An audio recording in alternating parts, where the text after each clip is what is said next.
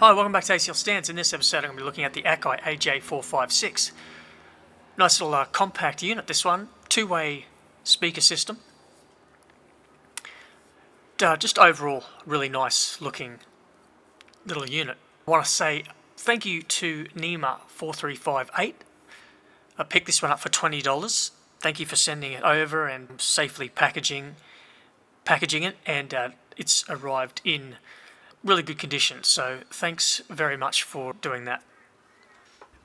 So a quick look at the unit. You can see there's a little bit of damage there on that top section just above the tape door, also down on the tape door there. So the chrome is also a little bit worn on those strips there that I'm putting my fingers on.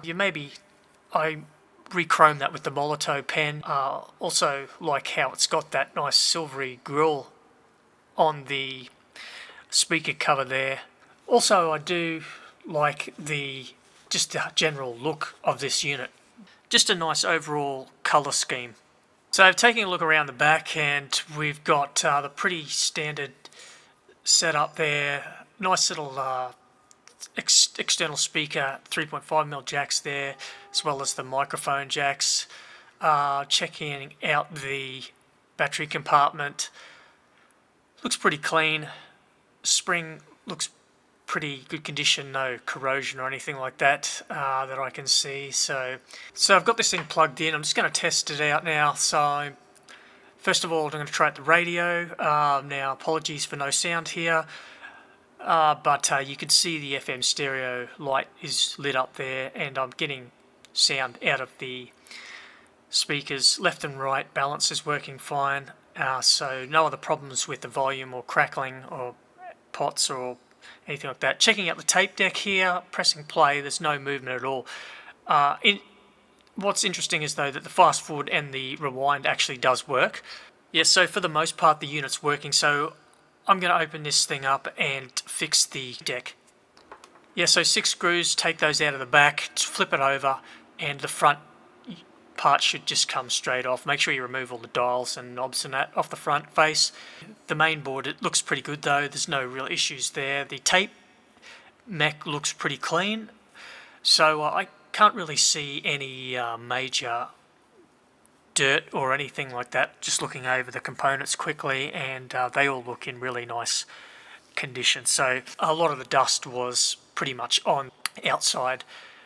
So yeah, the head looks really bad. That's going to need a lot of cleaning with some 99% alcohol. The record head, I'll clean that up as well. Also the pinch roller needs a lot of cleaning. So while I've got this front plate out, I might as well just take a look at the speakers now. And you can see, yeah, they're not great. A lot of dust on them. They're still holding it up, but yeah, I probably don't know how much longer they'll last. So I do have some spare 4-inch speakers over there.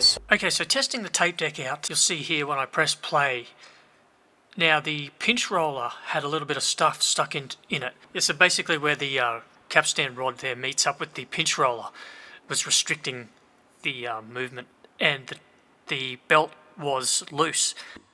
Okay, so I'm just going to go off topic a little bit here. Now, I've opened up my microphone here. That there is the ground.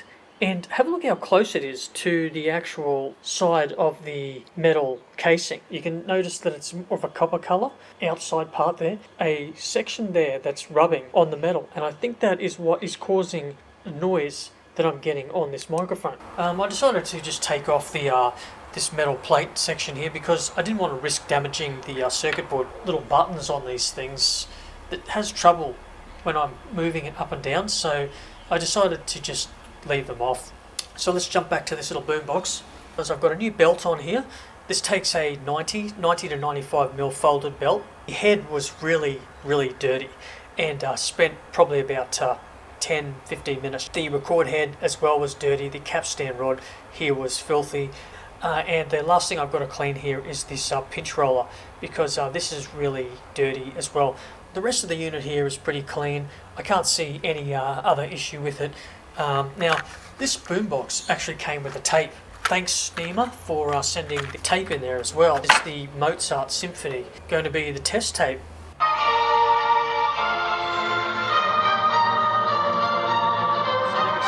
So tape's working fine now after I replaced that belt, and also a really heavy clean. So you can see how clean that head's come up with the IPA alcohol. Also what I've done here is, if you have a look at the keys, I've used a nylon brush here with some IPA alcohol, and gets all in those little grooves there. So it always amazes me how good the keys come out on these things.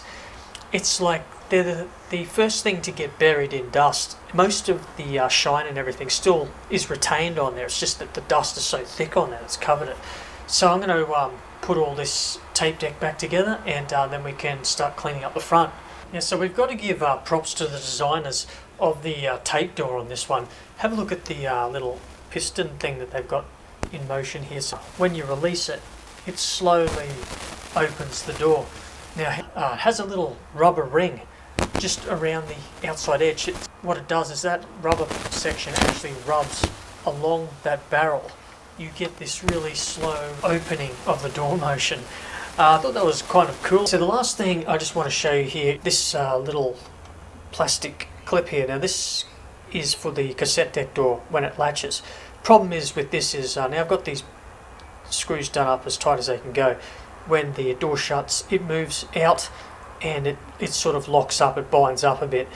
So what I would suggest is, if you're going to use anything on plastic sliders or plastic gears, this is specifically made for plastic gears, sliders, O-rings, silicone, lubricant, keep it out of the dust and the air. It's only really the door jambs and the sliders and things like that that really just need a little bit of lubrication. The grills here, when I started cleaning these up, a lot of the paint came off. The grey probably suits it a little bit more than what the silver did.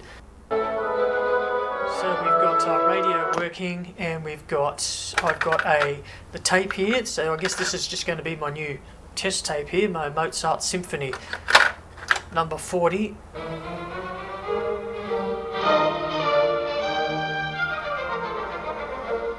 So the AJ456 compact little unit, nothing really serious on this.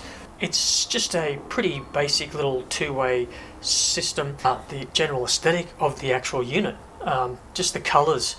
So that's it for this episode. Hopefully you got some information on this teardown. Thanks for watching, and I'll see you on the next project.